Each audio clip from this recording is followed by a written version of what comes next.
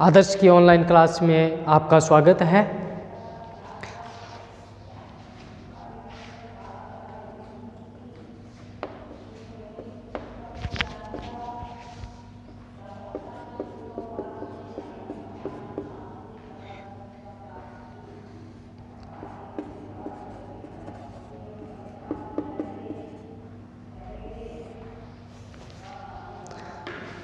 हमारी यूनिट का नाम है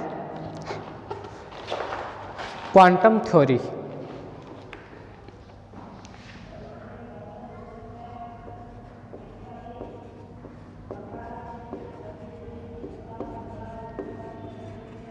यानी क्वांटम सिद्धांत।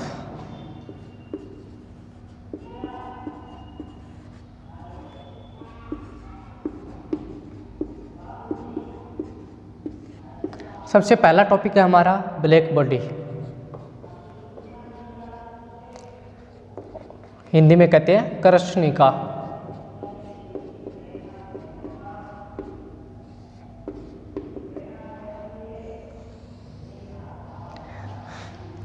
कृष्णिका एक ऐसी वस्तु होती है जो अपने ऊपर आपतित सभी तरंगदैर्घ्य की विकिरणों को पूर्णतः अवशोषित कर लेती है और आवश्यकता पड़ने पर उन्हीं तरंगदैर्घ्यों की विकिरणों का उत्सर्जन भी करती है।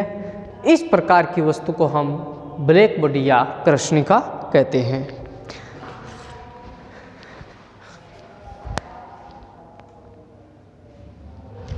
वास्तव में प्रायोगिक रूप से कृष्णिका मिलना लगभग असंभव है। कृत्रिम रूप से फेरी की कृष्णिका, वीन की कृष्णिका आदि कृष्णिका बनाई जाती है। हम कृष्णिका की यह परिभाषा देंगे, ऐसी वस्तु जो उस पर आपतित सभी विकिरण, चाहे उनकी आवृत्ति कुछ भी क्यों न हो, को पूर्णतः अवशोषित कर लेती है, कृष्णिका कहलाती है। देखिए, नोट करें परिभाषा। ऐसी वस्तु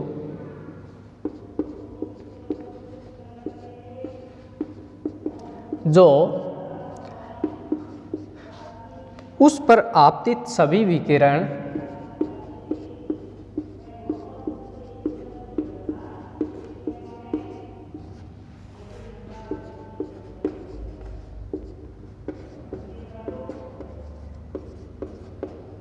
चाहे उनकी आवृत्ति कुछ भी क्यों न हो,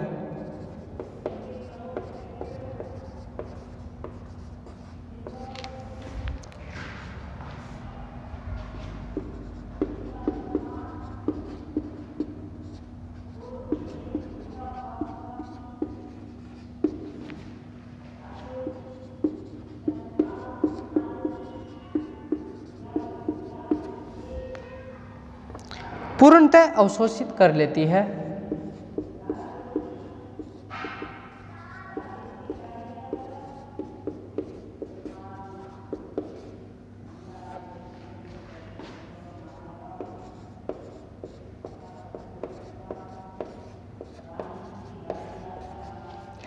कृष्णिका कहलाती है।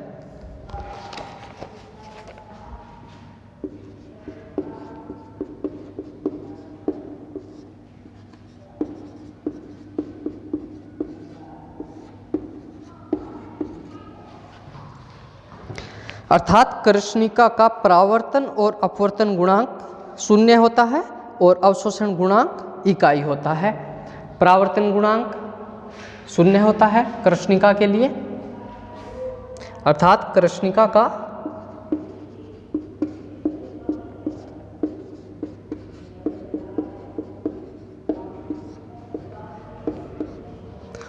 परावर्तन और अपवर्तन गुणांक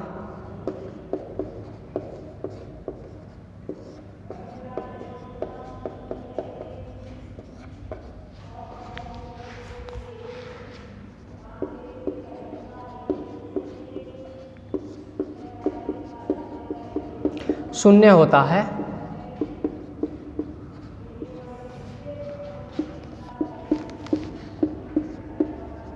अवशोषण गुणांक इकाई होता है।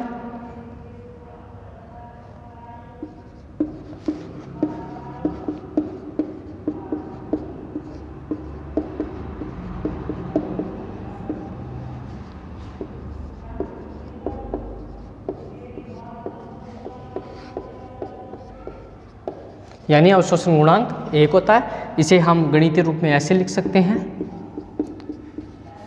परावर्तन गुणांक, अपवर्तन गुणांक दोनों शून्य होते हैं, अवशोषण गुणांक इकाई होता है।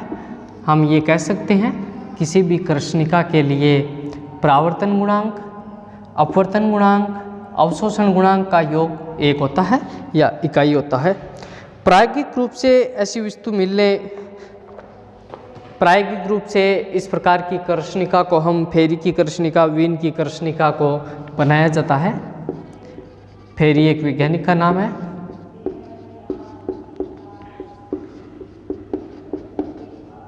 वीन की कृष्णिका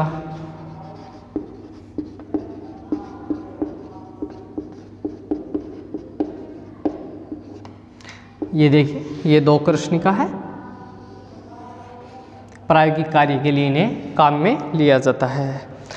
अब हम एक कृष्णिका से प्राप्त स्पेक्ट्रम का अध्ययन करेंगे, यानी किसी भी कृष्णिका के लिए स्पेक्ट्रम में उत्सर्जन क्षमता और तरंग दैर्ध्य के बीच में ग्राफ का अध्ययन करेंगे।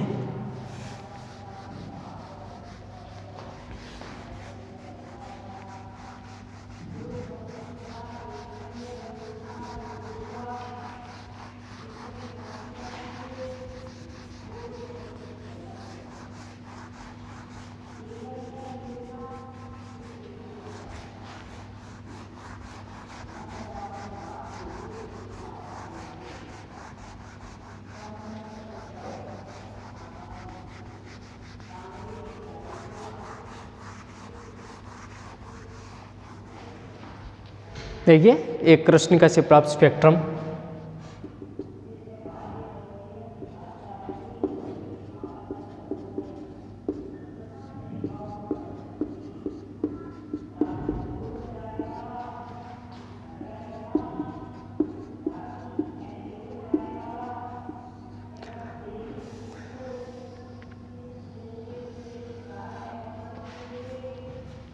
यहाँ पर वाई एक्सिस पर ई लैम्डा यानी स्पेक्ट्रम में उत्सर्जन क्षमता,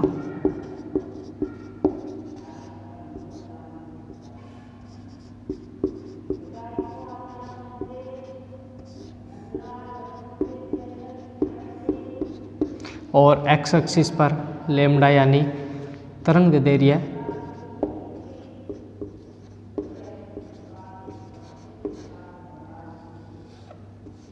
हमें इस प्रकार का ग्राफ प्राप्त होगा।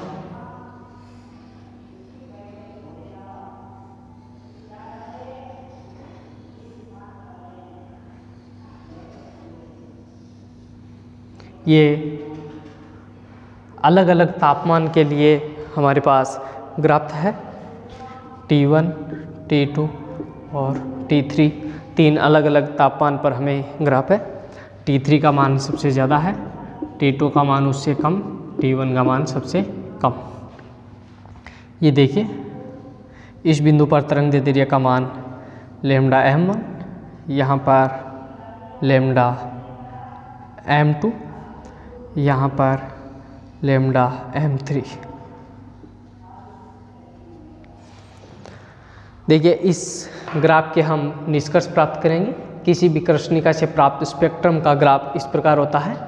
स्पेक्ट्रम में उत्सर्जन क्षमता और तरंग दैर्ध्य के बीच में किसी भी कृष्णिका के लिए खींचा गया ग्राफ स्पेक्ट्रम में कृष्णिका से प्राप्त स्पेक्ट्रम कहलाता है। और इस स्पेक्ट्रम की या इस ग्राफ की कुछ विशेषताएं हैं जिनका हम अध्ययन करेंगे।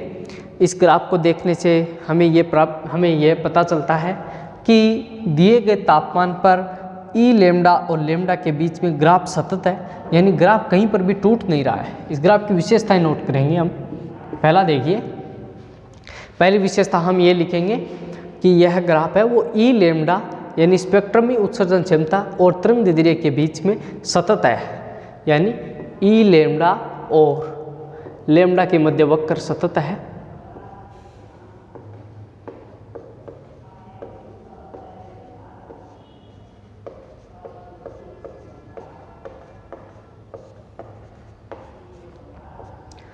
दूसरी बात देखिए,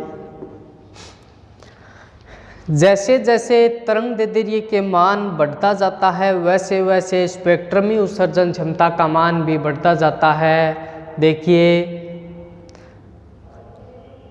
लेकिन दी गई तरंगदैर्ध्य पर स्पेक्ट्रमी उत्सर्जन क्षमता का मान अधिकतम हो जाता है। जो मैं ये लाइनें खींच रहा हूँ ये ग्राफ की लाइनें नहीं है, ये स्पेक्ट्रमी उत्सर्जन क्षमता का अधिकतम मान को रिप्रेजेंट मैं कर रहा हूँ। दी गई तरंगदैर्ध्य पर स्पेक्ट्रमी उत्सर्जन क्षमता का मान अधिकतम हो जाता है और अधिकतम होने के बाद में हम जो ही तरंगदैर्ध्य बढ़ाएंगे स्पेक्ट्रमी उत्सर्जन क्षमता का ग्राफ नीचे की ओर मुड़ता जाता है, झुकता जाता है, या हम यूँ कह सकते हैं स्पेक्ट्रमी उत्सर्जन क्षमता का मान कम होता जाता है। पॉइंट नोट करें, पहला पॉइंट ये है कि जैसे जैसे लेम्डा के मान बढ़ाया जाता है वैसे वैसे ई लेम्डा का मान भी बढ़ता जाता है, लेकिन दी गई तरंगदैर्ध्य पर ई लेम्डा का मान अधिकतम हो जाता है और उसके बाद लेम्डा और अधिक बढ़ाने पर ई लेम्डा के मान में कमी आती है। हम लिखेंगे लेम्डा बढ़ाने पर प्रारंभ में ई लेम्डा भी बढ़ता है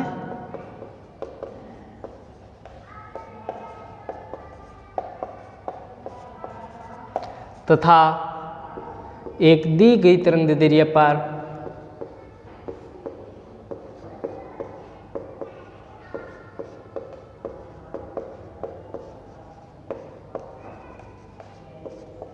ई लेम्डा का मान मैक्सिमम हो जाता है।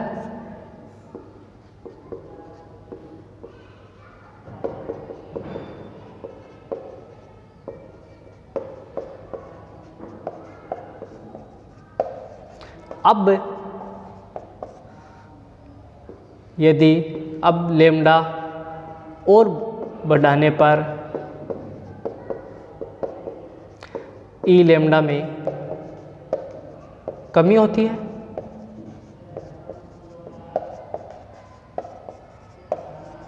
ये दूसरा भी हमारे ग्राफ का निष्कर्ष है। आगे देखिए और हम क्या क्या निष्कर्ष निकाल सकते हैं।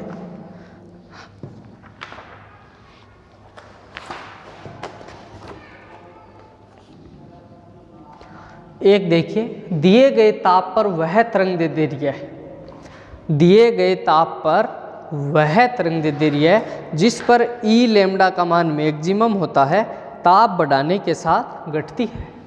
ये देखिए लेम्डा घट रहा है, यानी दिए गए ताप पर तरंगदैर्ध्य, दिए गए ताप पर वह तरंगदैर्ध्य जिस पर ई लेम्डा अधिकतम होता है ताप बढ़ाने के साथ घटती है, यानी दिए गए ताप पर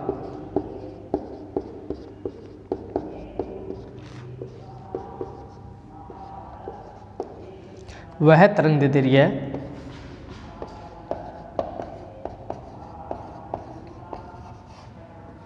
जिस पर ई लेम्डा अधिकतम होता है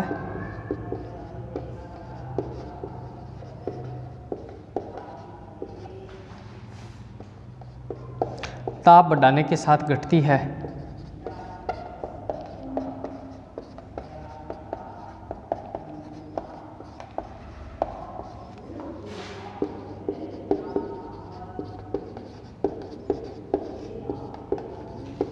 यानी लेम्डा एम है वो ताप बढ़ाने के साथ घटती है, लेम्डा एम टी के व्युत्क्रमानुपाती है। मैं समानुपाती का चिन्ह हटा देता हूँ। नियतांक आएगा बी। ये क्या है? यह है वीन का विस्थापन नियम।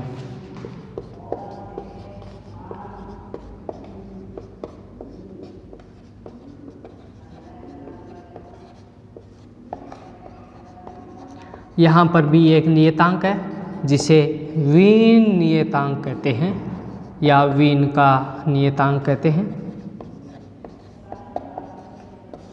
बी का मान नियत होता है, उसका मान होता है 2.898 इंटू 10⁻³ mK। ये नोट करें।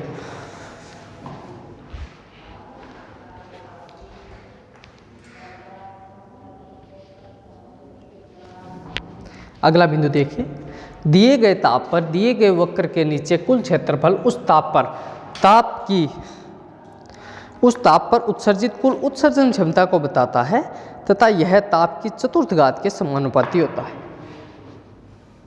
देखिए अगला बिंदु मैं यहाँ पर लिख रहा हूँ, चौथा बिंदु। दिए गए ताप पर दिए गए वक्र के नीचे कुल क्षेत्रफल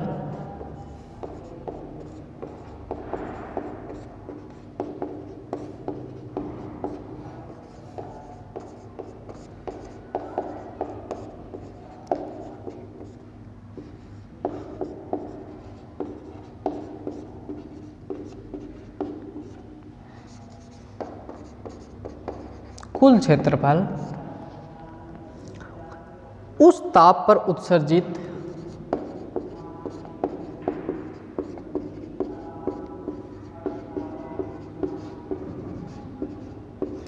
कुल उत्सर्जन क्षमता को बताता है।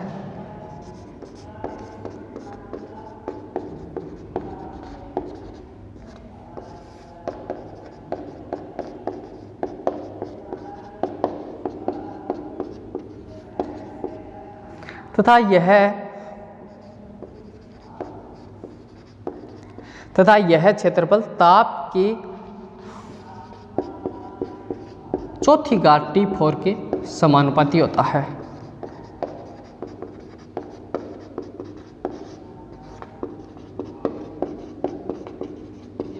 यानी E हम क्षेत्रफल से रिप्रेजेंट करें तो यह ताप की चतुर्थ घात के समानुपाती है।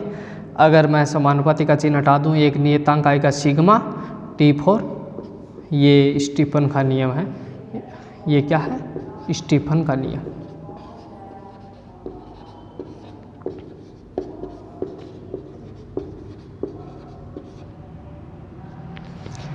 ये स्टीफन का नियम है। एक महत्वपूर्ण बिंदु है, लास्ट बिंदु है, पांचवा बिंदु है।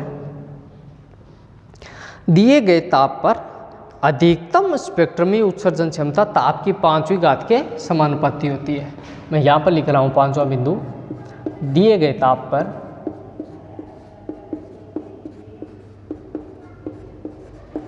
अधिकतम स्पेक्ट्रमी उत्सर्जन क्षमता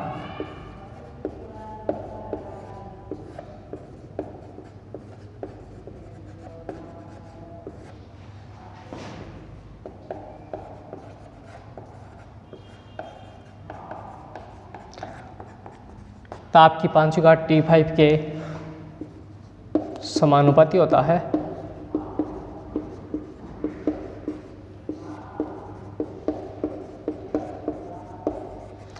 यानी अधिकतम स्पेक्ट्रमी उत्सर्जन क्षमता को हम E लैम्डा m से रिप्रेजेंट करते हैं। E लैम्डा स्पेक्ट्रमी उत्सर्जन क्षमता है, E लैम्डा m अधिकतम स्पेक्ट्रमी उत्सर्जन क्षमता है, ताप की पांचवी घात के समानुपाती होता है।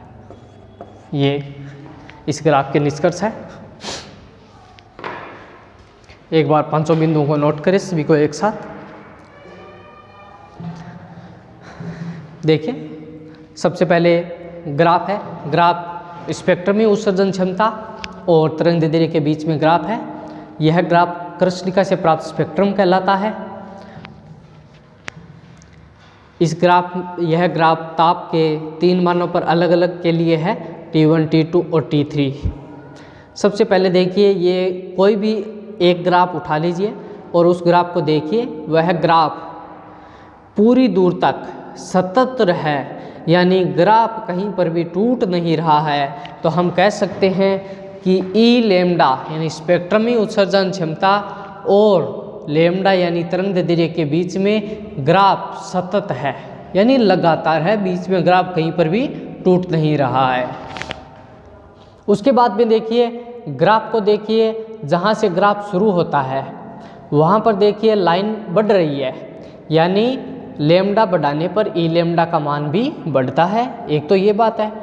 उसके बाद में जो हम ऊपर जाते हैं E लैम्डा का मान नियत हो जाता है, यानी एक दी गई तरंगदैर्ध्य पर E लैम्डा का मान अधिकतम हो जाता है। और अधिकतम होने के बाद में जो ही हम लैम्डा को बढ़ाते हैं E लैम्डा के मान में कमी आती है। यह है हमारा दूसरा बिंदु। तीसरा बिंदु क्या है? दिए गए ताप पर वह तरंगदैर्ध्य जिस पर E लैम्डा अधिकतम होता है ताप बढ़ाने के साथ घटती है, यानी लैम्डा m समानुपाती प्रोपोर्शनल टू एक 1/t। समानुपाती का जो ही चिन्ह हटाएंगे एक नियतांक आएगा b, जिसे वीन का नियतांक कहते हैं, और इस नियतांक का मान होता है 2.898 × 10⁻³ m के। याद करें अलग से वीन नियतांक का मान। उसके बाद देखिए चौथा बिंदु है, दिए गए ताप पर दिए गए वक्र के नीचे कुल क्षेत्रफल, यानी उस कुल क्षेत्रफल को मैं कैपिटल E मान लेता हूँ, वो कुल क्षेत्रफल उस ताप पर उत्सर्जित कुल उत्सर्जन क्षमता को बताता है तथा यह क्षेत्रफल T4 के समानुपाती होता है। यानी इस लाइन को हम गणितीय रूप में ऐसे लिख सकते हैं E समानुपाती T4, और जो ही हम समानुपाती का चिन्ह हटाएंगे एक नियतांक आएगा सिग्मा, जिसे हम स्टीफन का नियतांक कहते हैं। सिग्मा का को क्या कहते हैं? स्टीफन का नियतांक, यानी E बराबर सिग्मा T4। उसके बाद अंतिम बिंदु है, दिए गए ताप पर अधिकतम स्पेक्ट्रमी उत्सर्जन क्षमता है ताप की 5वीं घात के समानुपाती होती है, यह E lambda m proportional to T⁵।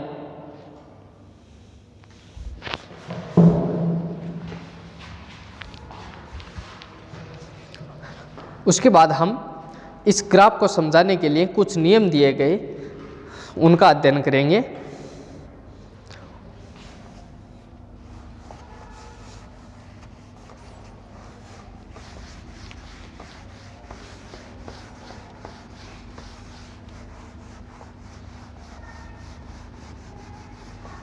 इस ग्राफ को समझाने के लिए कुछ नियम दिए गए।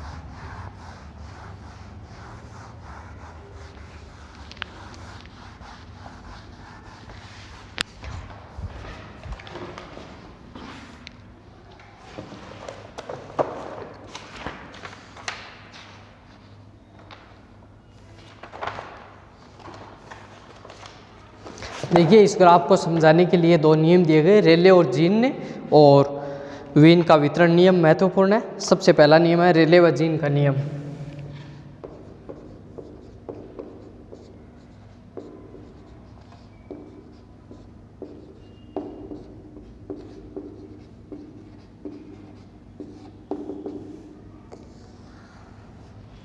देखिए रेले व जीन ने क्या कहा कि स्पेक्ट्रमी उत्सर्जन क्षमता निम्न आवर्ती या उस तरंगदैर्ध्य पर आवर्ती के वर्ग के समानुपाती होती है।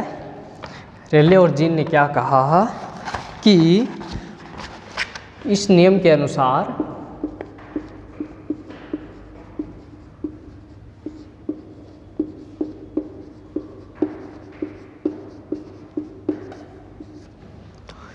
स्पेक्ट्रमी उत्सर्जन क्षमता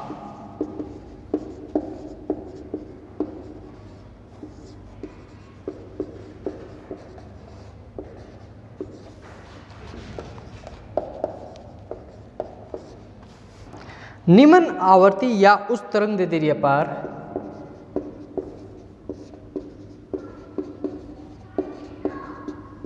या उच्च तरंगदैर्ध्य पर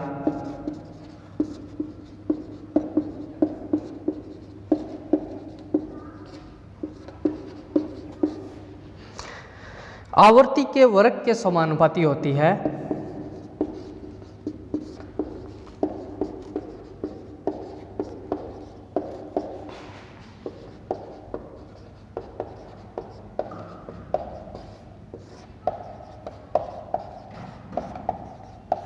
यानी इसे हम गणितीय रूप में इस प्रकार लिख सकते हैं कि ई न्यू समानुपाती है न्यू स्क्वायर के। और इस सिद्धांत की कृष्णिका से अगर हम तुलना करें तो यह सिद्धांत कृष्णिका के लिए इस प्रकार प्राप्त होता है। अगर ब्लैक बॉडी से हम तुलना करें इस सिद्धांत की तो यह सिद्धांत केवल निम्न आवर्ती या उच्च तरंगदैर्ध्य पर ही लागू होता है। और इस सूत्र के अनुसार जैसे जैसे न्यू बढ़ता है वैसे वैसे स्पेक्ट्रम में उत्सर्जन क्षमता परवलयाकार तेजी से बढ़ती है। और इस घटना को, कौन सी घटना को, न्यू भी बढ़े तो इसके साथ ई न्यू भी बढ़े को पराबैंगनी विपद कहते हैं। कौन सी घटना को, न्यू बढ़ने के साथ साथ ई न्यू भी बढ़े, न्यू बढ़ने के साथ साथ स्पेक्ट्रम में उत्सर्जन क्षमता ई न्यू भी बढ़े, इसको क्या कहते हैं, पराबैंगनी विपद। ये एक घटना है पराबैंगनी विपद।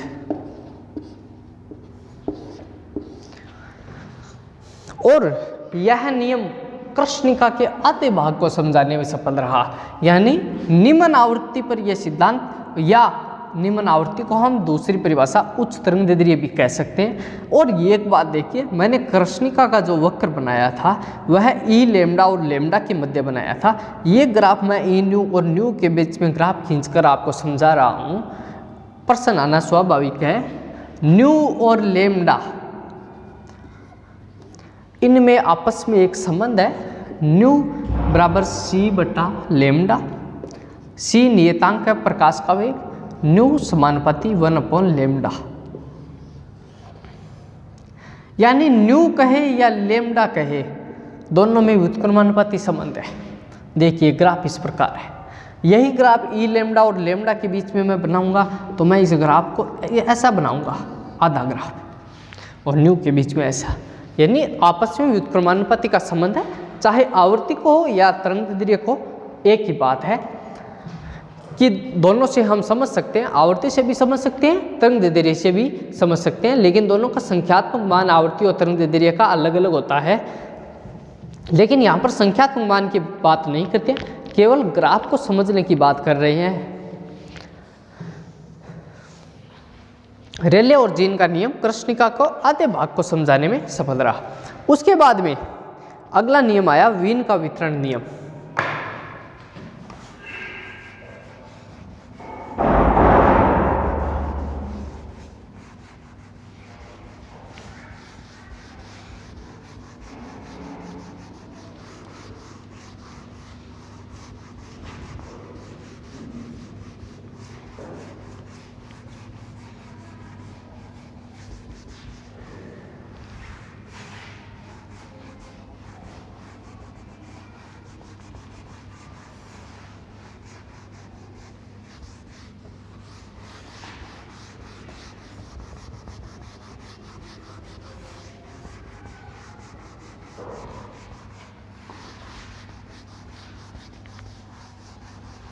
अगला नियम है हमारा वीन का वितरण नियम।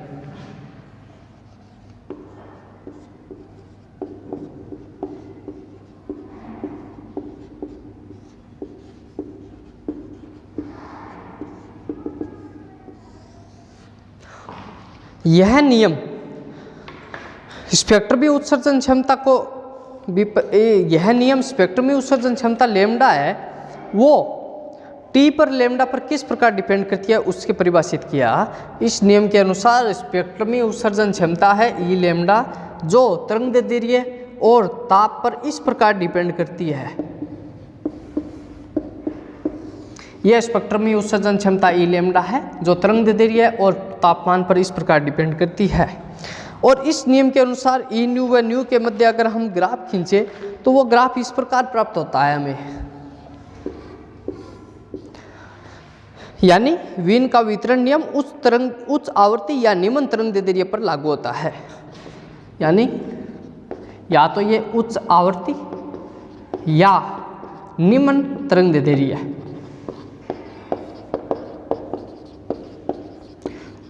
उच्च आवर्ती या निम्न तरंगदैर्ध्य पर यह नियम लागू होता है। और दोनों सिद्धांत ब्लैक बॉडी के स्पेक्ट्रम को पूर्णतः नहीं समझाते हैं। दोनों ही सिद्धांत ब्लैक बॉडी के स्पेक्ट्रम को पूर्णतः नहीं समझा सके। यह क्लासिकल फिजिक्स की एक बहुत बड़ी असफलता में से एक असफलता है। इसके बाद हम इससे अगला टॉपिक हम अगले वीडियो में पढ़ेंगे। सभी विद्यार्थियों को बहुत बहुत धन्यवाद।